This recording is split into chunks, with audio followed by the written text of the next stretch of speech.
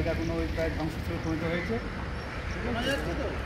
ওনার যে গোমস্তা এখন ওদের দেখাশোনা করে, কিন্তু ওদের যে ছেলেমেয়েরা যারা থাকতো তাদের সব ইরাক, ইরান, আরব, মানে পাকিস্তান সব বিয়ে হয়ে গেছে, বা ওদের ভবিষ্যতে কেউ ছেলেপেলে ছিল না বলে ওরা আর কেউ আসেনি ওখান থেকে, ওই জন্য এটা আর সেভাবে মেনটেন্স হয়নি বলে এটা ধ্বংসস্তূপে পরিণত হয়েছে। আর এইদিকে ডান দিকে দেখা যাচ্ছে, ডান দিকে এটা আমাদের হাই স্কুল, এটা কি জমিদারের মায়ের নামে স্কুলটা ছিল, এই স্কুলে আমরা পড়াশোনা করেছি। নামটা বললে তার নাম? হ্যাঁ, আমার না, ওনার নামটা? ওর নাম হচ্ছে তোয়েবা, মানে জমিদারের মায়ের নাম হচ্ছে তোয়েবা, ওর মায়ের নামে স্কুলটা, এটা একটা হাই স্কুল। এই স্কুলে আমি ওই মানে 5 থেকে 10 পর্যন্ত পড়েছি। আর এটা বাঁ দিকে হচ্ছে প্রাইমারি স্কুল, এটা আমরা শিশু থেকে মানে 4 পর্যন্ত আমরা পড়েছি।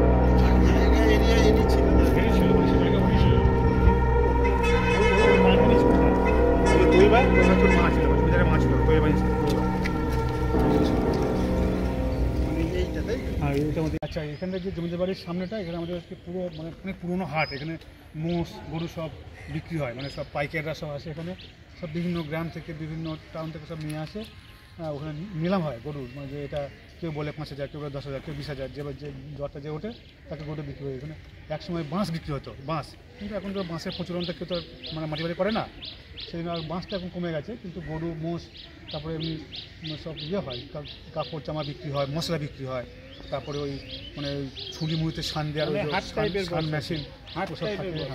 এখানে এটা অনেক ফেমাস, কিন্তু অনেক পুরনো, মোটামুটি ব্রিটিশ মুঘল সমাজে আমরা জায়গাটা ওই মানে জমিদারিতেই আর কি এটা হাট বসেছিল। হাটটার নাম আছে ওই কুসুমগ্রাম হাটতলা, কুসুমগ্রাম হাটতলা যেটা বলে আর কি, কুসুমগ্রাম হাটতলা এটা।